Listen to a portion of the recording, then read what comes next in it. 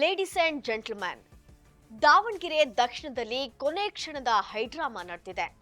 ಕಣದಿಂದ ಪ್ರಬಲ ಕೇಸರಿ ಶಕ್ತಿ ಹಿಂದೆ ಸರಿದಿದೆ. ಈ ಕೇಸರಿ ಪಡೆಗೆ ಬಹುತೇಕ ಪ್ಲಸ್ ಪಾಯಿಂಟ್ ಆಗುವಂತ ದೊಡ್ಡ ಟ್ವಿಸ್ಟ್ ದಾವಣಗೆರೆಯಲ್ಲಿ ನಡೆದಿದೆ. ಈ ಕುರಿತ ಅಪ್ಡೇಟ್ಸ್ ನಾನು ಕೊಡ್ತೀನಿ. ನೆಲ ಜಲ ಭಾಷೆಗಾಗಿ ಪ್ರಾಮಾಣಿಕ ಪತ್ರಿಕೋದ್ಯಮ.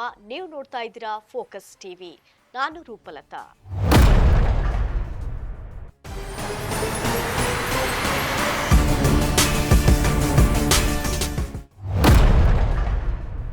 ಕೇಸರಿ ಪಾಳೆಯಕ್ಕೆ ಎದುರಾಗಿದ್ದಂಥ ಬಹುದೊಡ್ಡ ಹಿಂದುತ್ವದ ಕಂಟಕವೊಂದು ದಿಢೀರ್ ದೂರವಾಗಿದೆ. ಇಂದು ನಾಮಪತ್ರ ಸಲ್ಲಿಸಲು ಸಕಲ ಸಿದ್ಧತೆ ಮಾಡಿಕೊಂಡಿದ್ದಂಥ ಆ ಪ್ರಬಲ ಶಕ್ತಿ ಅನಿರೀಕ್ಷಿತವಾಗಿ ಕಣದಿಂದ ಹಿಂದೆ ಸರಿಯುವಂಥ ನಿರ್ಧಾರ ಮಾಡಿದೆ. ಇದರ ಹಿಂದೆ ಅಡಗಿರುವಂಥ ರಾಜಕೀಯ ಲೆಕ್ಕಾಚಾರಗಳೇ ಬೇರೆ ಇವೆ. ಅದರಲ್ಲೂ ಬಿಜೆಪಿಗೆ ಈಗ ಬಿಗ್ ರಿಲೀಫ್ ಸಿಕ್ಕಂತಾಗಿದೆ ಎನ್ನುವಂಥ ಮಾತುಗಳು ಕೂಡ ಕೇಳಿಬಂದಿವೆ. ಅಂತಿಮ ಹಂತದಲ್ಲಿ ಅಖಾಡ ಸೈಲೆಂಟ್ ಆಗಿದ್ದೇಕೆ?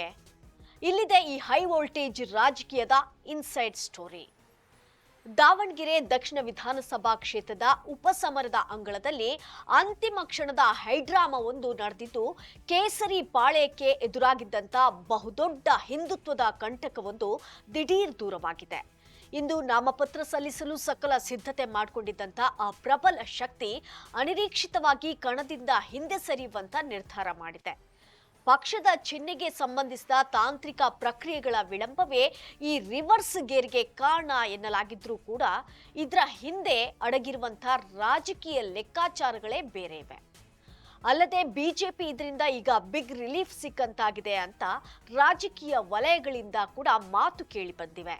ಅಂತಿಮ ಹಂತದಲ್ಲಿ ಅಖಾಡ ಸೈಲೆಂಟ್ ಆಗಿದ್ದೇಕೆ ಎಂಬುದನ್ನ ನೋಡೋದಾದ್ರೆ, ಆರಂಭದಲ್ಲಿ ಶಿವಸೇನೆ ಈ ಕ್ಷೇತ್ರದಲ್ಲಿ ಸ್ಪರ್ಧಿಸುವುದಾಗಿ ಘೋಷಿಸಿತ್ತು.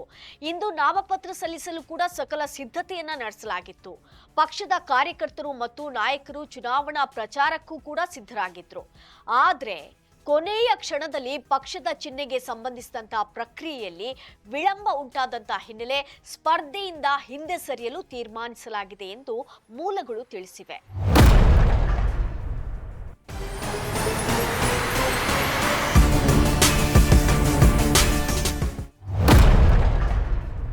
ಶಿವಸೇನೆ ಸ್ಪರ್ಧಿಸುವಂತಹ ನಿರ್ಧಾರ ಬಿಜೆಪಿ ವಲಯದಲ್ಲಿ ಜಾಸ್ತಿ ಅಲ್ಲದಿದ್ರೂ ಕೂಡ ಸ್ವಲ್ಪ ಮಟ್ಟಿಗೆ ಮತ ವಿಭಜನೆ ಆಗುವಂತ ಸಾಧ್ಯತೆ ಇತ್ತು ಎನ್ನುವುದು ರಾಜಕೀಯ ವಲಯದಲ್ಲಿ ಕೇಳಿಬಂದಿದೆ. ಕಾರಣ, ಇಬ್ಬರೂ ಪಕ್ಷಗಳು ಹಿಂದುತ್ವದ ಮತಗಳನ್ನ ಗುರಿಯಾಗಿಸಿಕೊಂಡಿವೆ. ಶಿವಸೇನೆ ಕಣಕ್ಕಿಳಿದ್ರೆ ಹಿಂದುತ್ವ ಮತಗಳು ವಿಭಜನೆ ಆಗುವಂತ ಸಾಧ್ಯತೆ ಇದೆ ಎಂಬುದನ್ನ ಬಿಜೆಪಿ ನಾಯಕರು ಅರಿತಿದ್ರು. ಇದರಿಂದಾಗಿ ಚುನಾವಣಾ ಫಲಿತಾಂಶದ ಮೇಲೆ ಪರಿಣಾಮ ಬೀರುವಂತ ಸಾಧ್ಯತೆ ಕೂಡ ಇತ್ತು. ಇದಾಗಿತ್ತು ನ್ಯೂಸ್ ಅಪ್ಡೇಟ್. ನೆಲ ಜಲ ಭಾಷೆಗಾಗಿ ನೋಡ್ತಾ ಇರಿ ಫೋಕಸ್ ಟಿವಿ.